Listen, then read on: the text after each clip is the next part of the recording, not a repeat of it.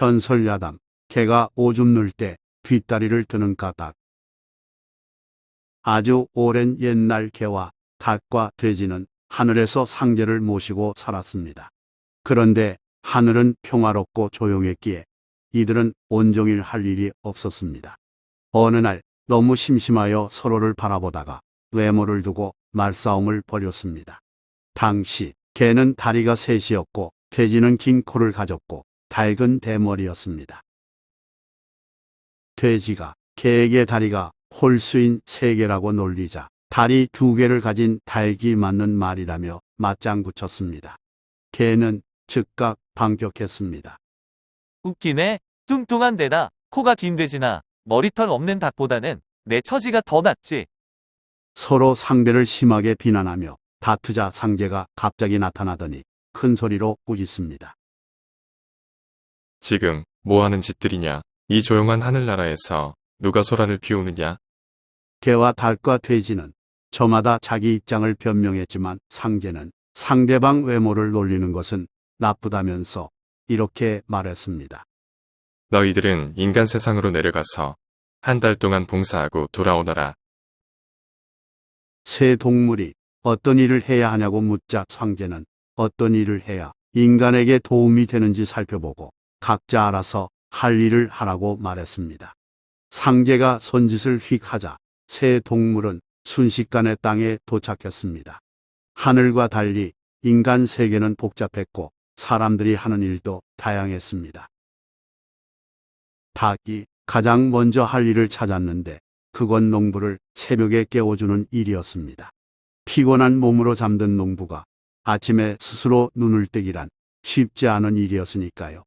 다음 날부터 닭은 새벽마다 꼭 깨어 외치며 해가 떠오르고 있음을 알려줬고 단백질 풍부한 달걀도 많이 낳아주었습니다.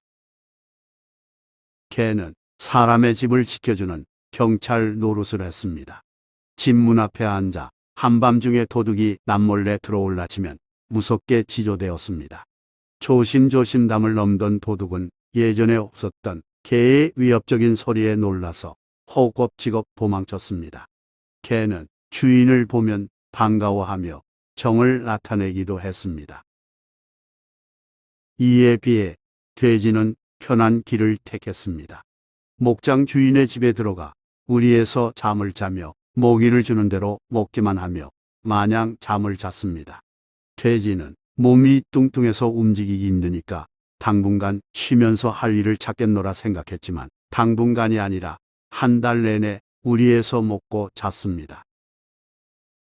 그렇게 한 달이 지났고 개와 닭과 돼지는 하늘나라로 돌아가 상제 앞에 섰습니다. 상제는 이들에게 각자 한 일을 말하라고 했습니다. 닭이 먼저 자기가 한 일을 말하자 상제는 기쁜 표정으로 칭찬하면서 상으로 멋진 벼슬을 내렸습니다. 이때부터 닭은 붉은 벼슬을 자랑스레 여겼습니다. 개도 자기가 한 일을 공손하게 말했고 상제는 개에게도 수고했다면서 상으로 뒷다리 하나를 더 만들어줬습니다. 개는 크게 기뻐하면서 그 다리를 어떤 다리보다 소중하게 생각했습니다. 하여 오줌을 눌 때마다 그 뒷다리를 번쩍 들어서 오줌 한 방울 묻지 않도록 신경 쓰게 됐습니다. 돼지는 자기 차례가 되자 자랑스럽게 말했습니다. 저는 아침과 밤에 목장 주인이 조용히 주무시도록 얌전히 지냈고 낮에는 주인을 깨우기 위해 꿀꿀거렸습니다. 그 말을 들은 상제는 돼지에게 온종일 놀았다는 말 아니냐면서 크게 화냈습니다. 반성하며 봉사하랬더니 내 놈은 죽어 마땅하느니라. 상제는 돼지를 사형에 처하라고 명했습니다. 어진 성품의 상제가 이처럼 화를 내기는 처음이었습니다.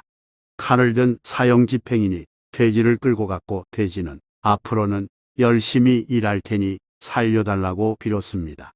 상제는 변명 필요 없다면서 즉시 사형 집행을 지시했고 집행인이 칼을 내리쳤습니다.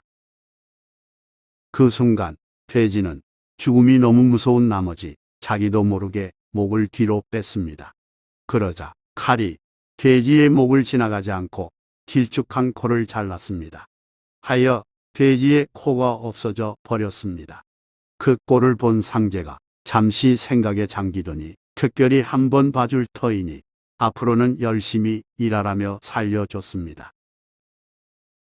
돼지는 없어진 코가 흉하기는 했지만 계속 살 수 있다는 사실에 기뻐하며 상제에게 감사 인사를 드렸습니다.